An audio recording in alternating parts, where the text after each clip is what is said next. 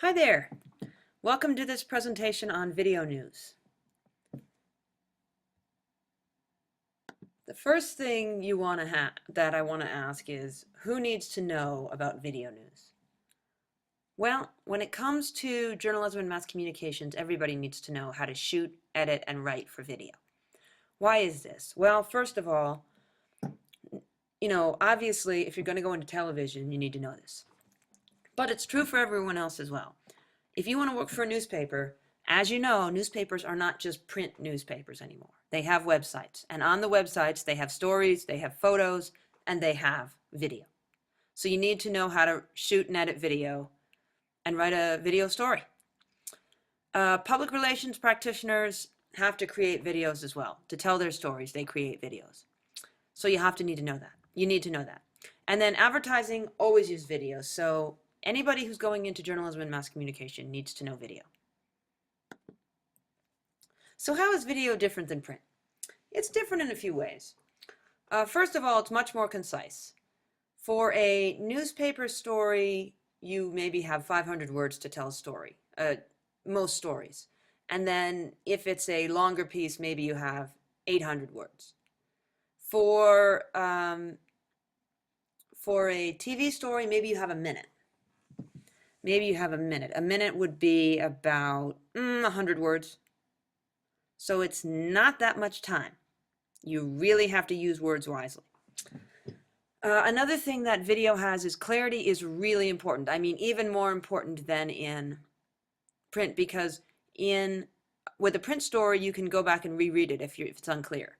With a video story, you can't go back and reread it. So it has to be clear.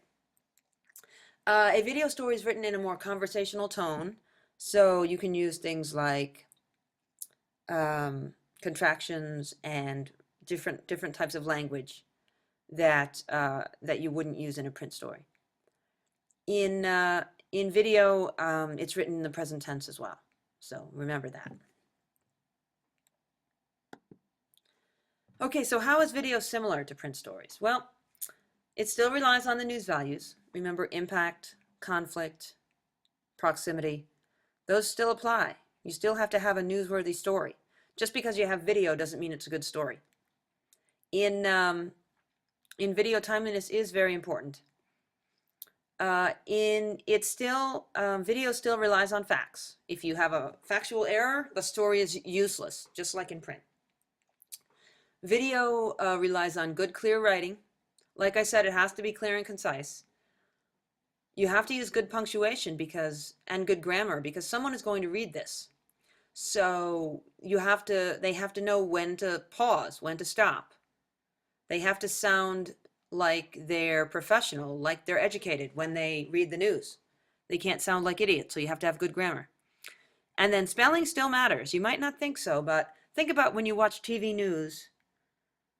Whenever someone is talking, they always put their name and their title on the screen. Well, you can't spell that name wrong. That makes the story useless. And then finally, in video, you have inverted pyramid stories, you have feature stories, you even have opinion columns, opinion pieces, commentaries. So it's very similar. It's very similar. The basics are the same. Some tips on shooting video. The first thing is get sequences. If someone is throwing horseshoes, you want to show them throwing a horseshoe, you want to show the horseshoe in the air, and then you want to show the horseshoe hitting the ground. If someone is shooting a basketball, you want to get the whole shot. You want to get the person shooting, the ball in the air, and then the ball going through the hoop. Don't leave people guessing as to whether it went in or not. Same thing with a golf shot. They hit the ball, it goes up, it comes down. Got to have sequence. Those are the few times when you're going to move the camera. The few times you're going to move the camera. In general, you don't want to move the camera. A lot of people who haven't done this before think, oh, well, I'm going to pan. I'm going to show the whole crowd, and I'm going to show it. I'm going to move the camera. Or I'm going to start with a close-up shot, and then I'm going to go out. Don't do that. Don't do that. It makes people seasick. Take shots of the whole crowd. Take a few close-up shots, take a few medium shots, and take a few wide-angle shots. But don't move the camera around, unless it's sports. And it's very difficult to do. Very important, take more video than you think you'll ever need. Take lots of video. You want to have lots of shots, because when you get back to the computer and you're going to edit it, and you find that you don't have enough shots, there's nothing you can do. There's nothing you can do. And I did I have edited video. And one time another guy took some video and he asked me to edit it for him. And he didn't have enough shots. I had no story. There was no story. It was a terrible story because there weren't enough shots. So take more. If you're going to shoot a 1-minute story, take 10 minutes of video. Sounds like a lot, but you're going to need it. Now there's something called B-roll. Have you ever heard of B-roll? B-roll is, well, let's say you're doing a story on a baseball coach. So you're going to interview the baseball coach and you're going to have the camera on him the whole time. And maybe you'll have some close-up shots and some medium shots. But you can't show him talking the whole time. That's boring. So you want to have some B-roll. So some B-roll would be, you've got a shot of him sitting in the dugout, yelling at the players. You've got a shot of him talking to the players. You've got a shot of the players playing the game, the action of the game. You've got a shot of him coaching at third base. These kinds of things are going to be your B-roll. So when he's talking, let's say he's talking for 30 seconds. You can show him talking for 10 seconds. And then the next 20 seconds could be the B-roll, could be the game going on. It could be him talking to the players. So that you're not just having the audience look at him talking the whole time. Okay? So you want to get lots of B-roll. If you don't have any B-roll, it's going to be a very boring story because nobody wants to just look at the person talking the whole time.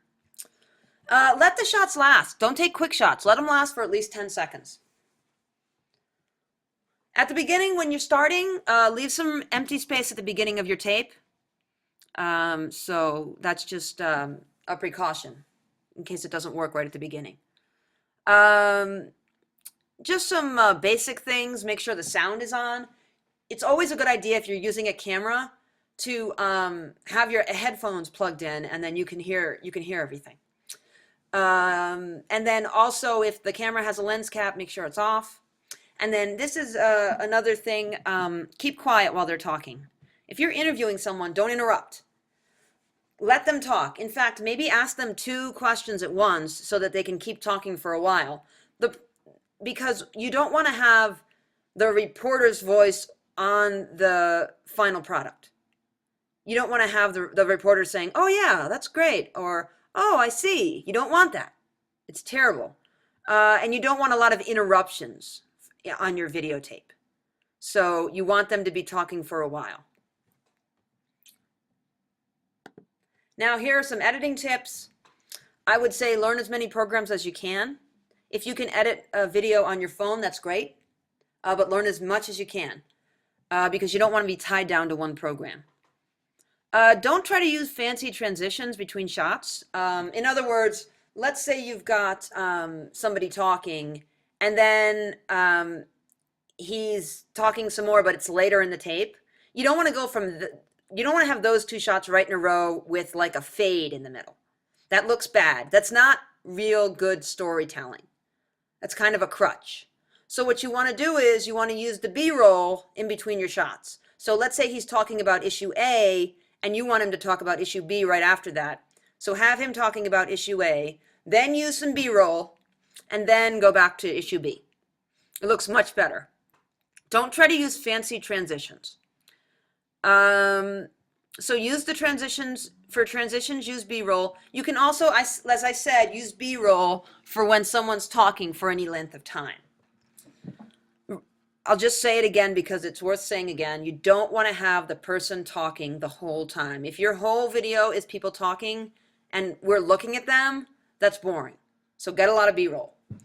Like I said before, we don't want to see or hear the reporter on the final video. You want to edit those out. So that's why you don't want to interrupt them and you want them to talk. It's just poor editing when we see or hear the reporter. Unless you're doing it for effect, it's not really good in this type of storytelling. Avoid the disembodied microphone. In other words, if you're holding the microphone, it looks bad if it's just your hand with a microphone. So if they're holding the mic, I mean, if there's a microphone in front of them, that's different. But the microphone with just a hand, it looks odd. And then remember to show the final sequence. If you show the person taking a shot, show the ball going in. If you show the horseshoe, make sure it lands. The final thing with video is remember the basics. Just because you have good video doesn't mean it's a good story. You have to have the facts. You have to have a newsworthy story. You have to use ethics. You have to follow the law. And you have to have clear, concise writing. So I hope you take a video class. I hope you learn to shoot video.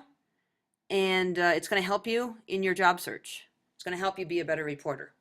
So, and if you want to go into video, remember that you still need to know how to write. It's very important.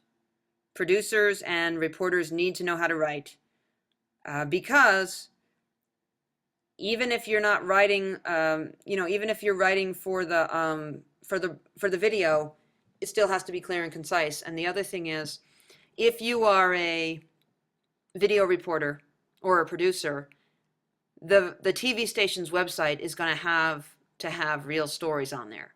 When you go to the website, there's a video story, but there's also a story in type, and you have to be able to write that story. So anyways, have fun. I'll talk to you soon. Bye.